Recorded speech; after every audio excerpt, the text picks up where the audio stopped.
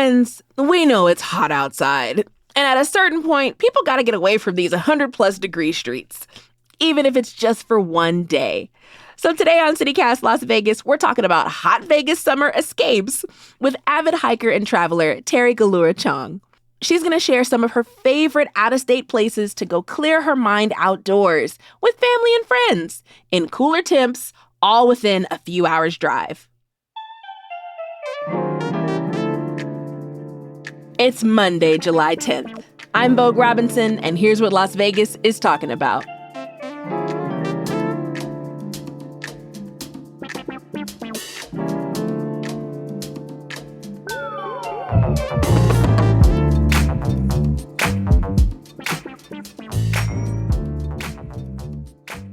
Hi, Terri Galura-Chiong. Thank you for being on CityCast Las Vegas.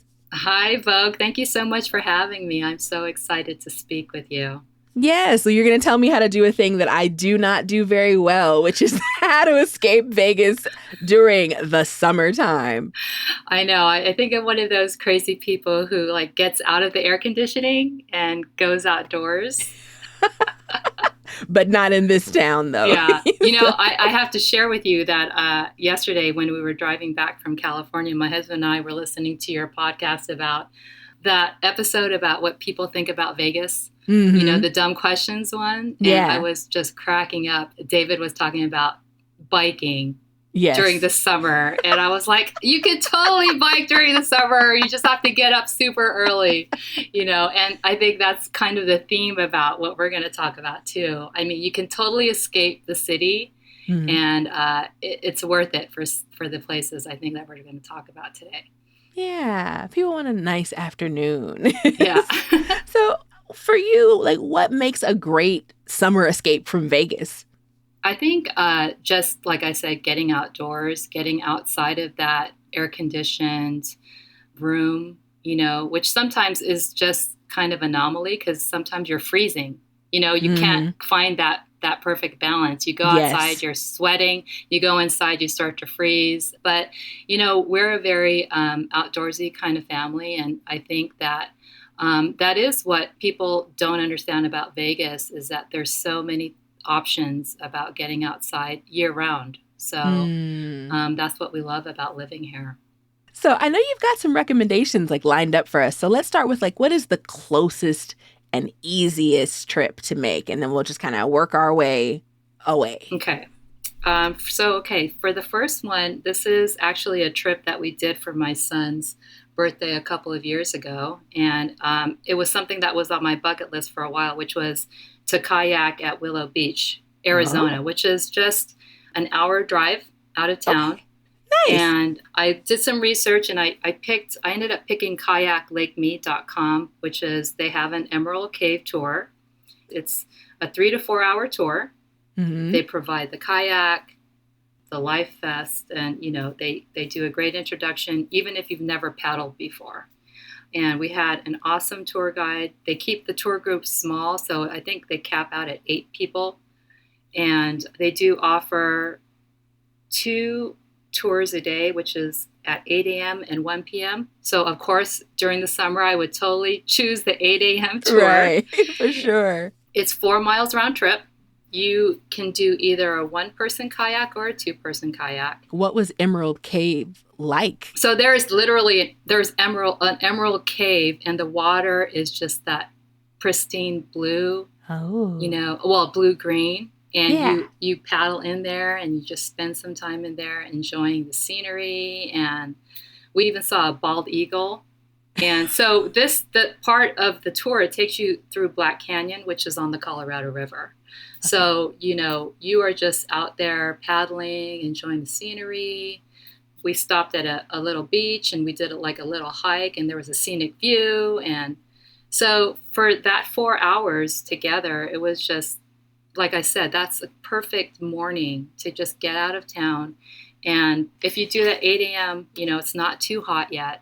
So in preparing for going to Emerald Cave, what should people wear or pack to get ready? Because I'm you're in the kayak, right. Then you're going to walk around.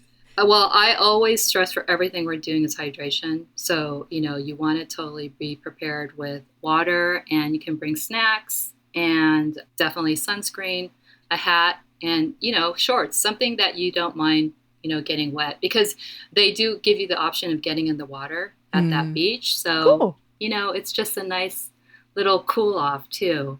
And it is $140 per adult and $110 for 16 and under. So again, like I said, we did this for my son's birthday, and it's a special treat. I think if you've never done something like that, I would totally recommend it. And again, it's just an hour outside of Vegas. Mm-hmm. And it sounds like, planning an adventure. Like, I think about adventure and it's always like, oh, a thing that people do in movies. But it's like, no, you can literally pay $100, which is what people sometimes pay to just sit and eat a meal together. Right. Versus go somewhere different, have an experience, and share that together. So what's one restaurant out there that people have to check out? Okay, so Willow Beach itself is just the beach. But on the way, you're going to pass Boulder City, which is one of our gems out here. Yeah. So I have 3 different recommendations, especially for the summer.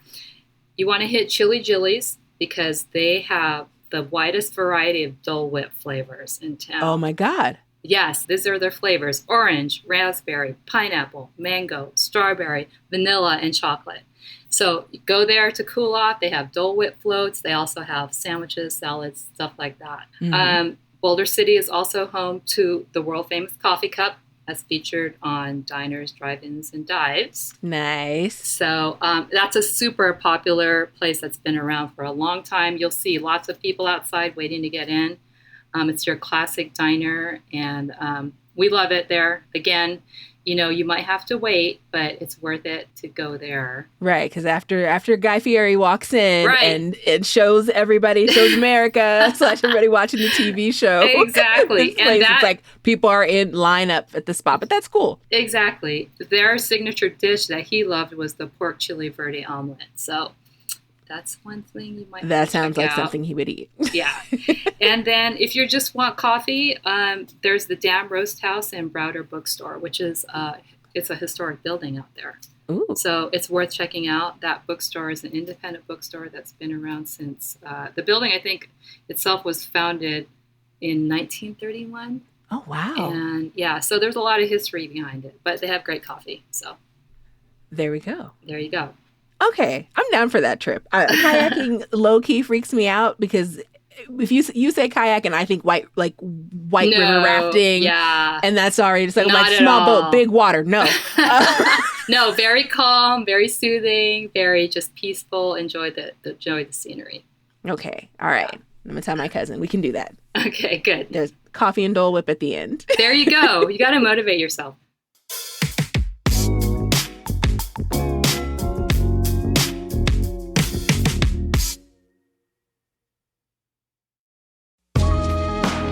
Hey Las Vegas, Vogue here. On this podcast, we work hard to bring you the most important and entertaining conversations happening around our city. But that's not all we do. We also have a daily newsletter that brings you so much more. Our free daily newsletter, Hey Las Vegas, is written and curated by Scott Dickensheets. You may have heard him behind the mic a couple times. The Hey Las Vegas newsletter is your daily toolkit for being a more informed and engaged citizen of Vegas. It's packed with recommendations, tips, and secrets for seizing everything that Las Vegas has to offer. You can subscribe to Hey Las Vegas at lasvegas.citycast.fm/newsletter.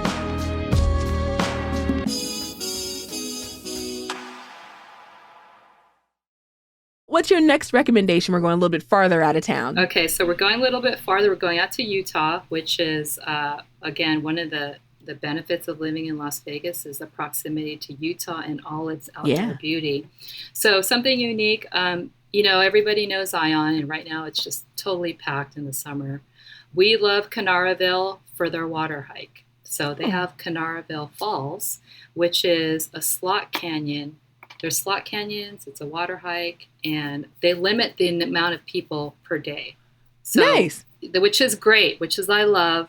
So you would go online to canarafalls.com.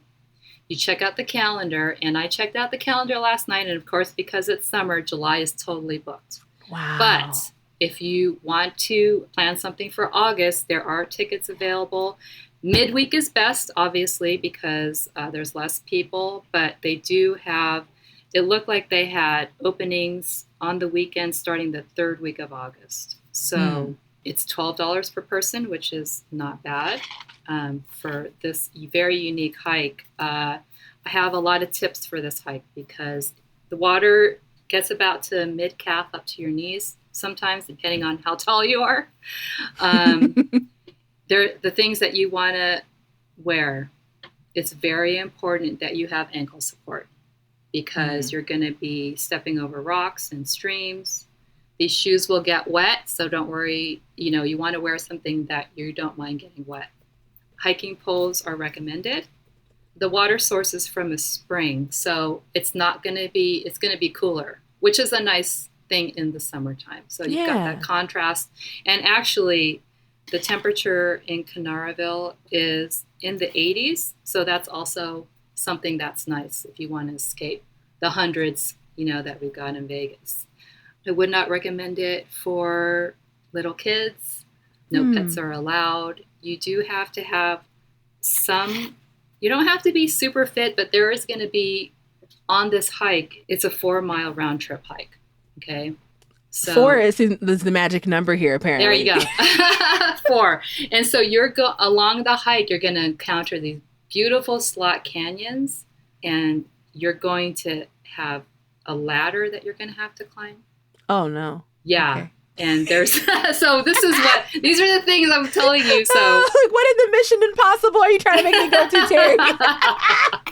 But listen, Vogue, the last time we did it, there was a pregnant lady there. And I'm like, I don't know if this is what you want to be doing, you know, because pregnant ladies can do anything. No, and hey, I've been pregnant and I've done a lot, but I just because it's so slippery, I was just like, you want to be really careful. Right. Okay. She must have been an avid hiker already and was and I think she was good for going up to a certain level, a certain distance, and then she turned around. So that is always your option, Vogue. So don't cross it off yet because it's so pretty and it's so unique.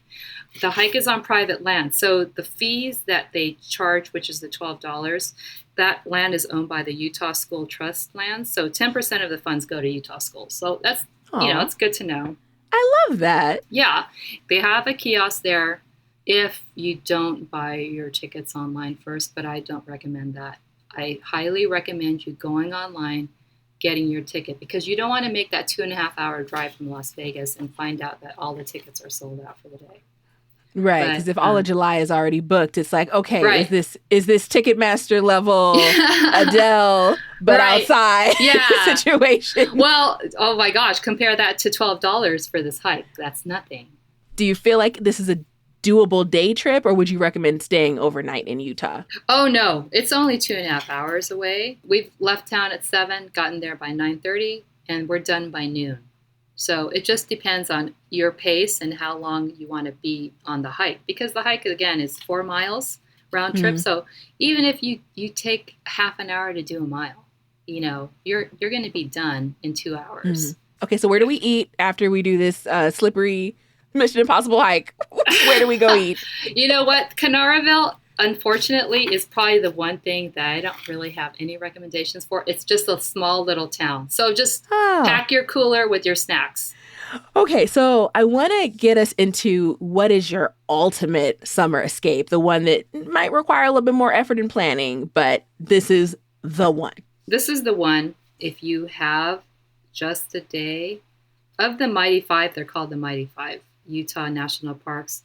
Bryce Canyon is probably my favorite. Just because it's easily accessible. It's not as big as the other parks, and you can definitely do it in a day. If you only have a day, you can get out to Bryce Canyon in 4 hours.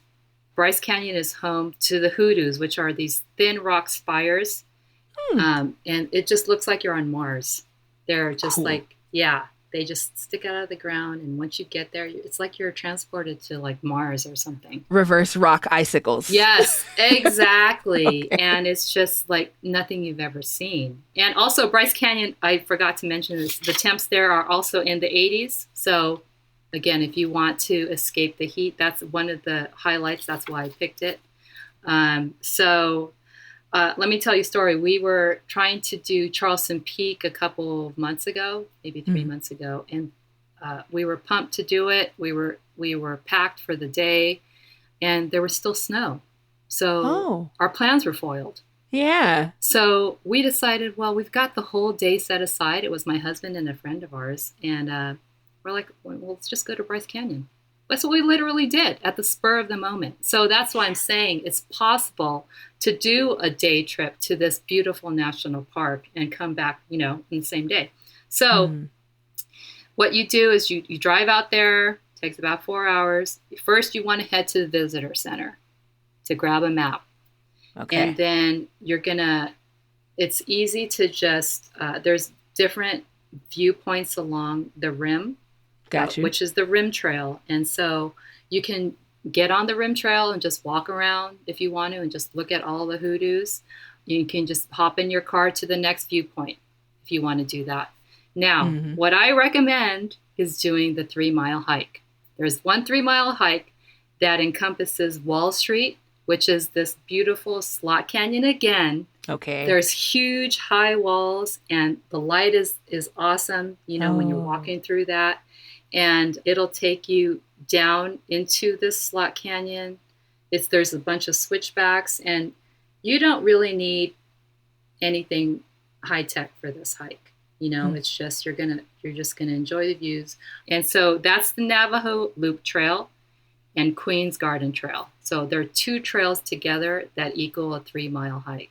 So that if you're gonna do anything at Bryce Canyon, I would recommend you doing that hike and then just going along the rim trail and checking out all those various viewpoints. And what makes Bryce Canyon different from its more famous cousin, if you will, the Zion National Park? Right. I think just the terrain and those hoodoos, it's just otherworldly, And also I've found that we've been there at least 3 times and it's not as crowded as Zion. And Grand Canyon, obviously. So humans are so funny. We're like, I'm in nature, but I don't want to see any other humans in nature. Go away. Well, Vogue, sometimes people they don't have the right etiquette when you're out there. They're blaring their music, they're talking loudly, or they're trashing the place up. So, that is, I think, the drawback of even recommending these outdoor spaces, because I want to protect them, but I also want people to enjoy them. Yeah. But they just have to respect it too. There we go. So follow the rules, y'all. Don't act a fool. Exactly. Don't act an outside fool. Right. Now, if people do want to spend more time at Bryce Canyon, I can highly recommend the Bryce Canyon Inn, which is located in Tropic, Utah. They actually rent out little cabins that are super cute. And because it's such a small town, Bryce Canyon Inn also hosts the local coffee shop. Okay, great. And they make this amazing coffee cake that will sell out if you're not out there early enough. They only make, so many. A certain amount. Yes. So good. And those cabins average right now, I checked last night, about $142 a night, which is not bad. Oh, which is bad right? Yeah. So, Terri, I think in hearing your stories, I'm hearing, just this love of getting outdoors, kind of unplugging and spending quality time with people. I heard you say you and your spouse, you and a friend, you and your son. What do you love so much about leaving town and not going to a city for, any of the big attractions, but going out of town and going outside? Vogue, honestly, I think it has a lot to do with mental health. For me, I think, especially during the pandemic, we were very limited to what we could do, and all we could do is go outside. Yeah. And so we actually, when we were able to leave town, this is what we did, and I think that just personally for me, it keeps me sane, being able to get outside and get away from all the noise. And it's very therapeutic, Yeah, that's how it's been. I'm very rarely an outdoor person, but I knew I needed to do something different. So we went to Red Rock and we drove, parked. We walked all the way down one of the hills and just stood on top of a rock for my phone to not have service is a gift. It's such a deep gift. Yes. So thank you for sharing so many beautiful places to go. I know some of those were like, ones that you hold close. So next time we all go outside, y'all, we're going to take care of these beautiful places. Thank you so much, Terri, for all your recommendations. Thank you so much for letting me speak with you.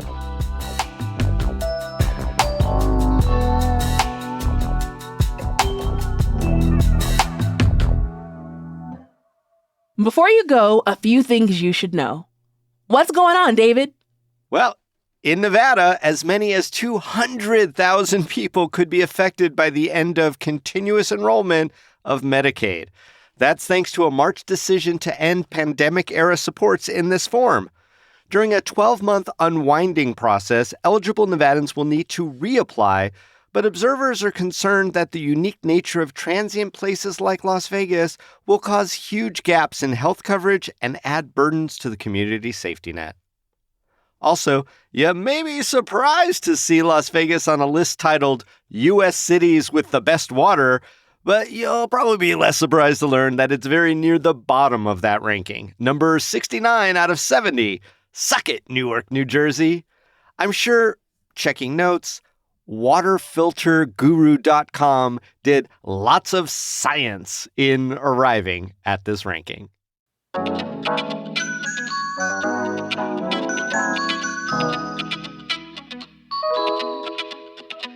That's all for today here on CityCast Las Vegas.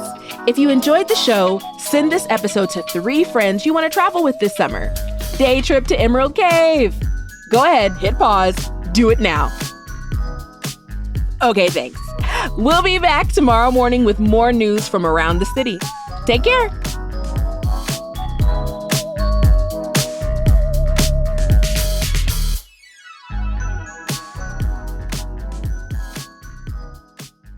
Again, because Tropic is such a tiny place, Bryce Canyon Inn also owns the next door pizza place. So that's where we ate when we were there. It's like Schitt's Creek or something. I don't know. You know what I mean? It's awesome. So That's where we got our pizza.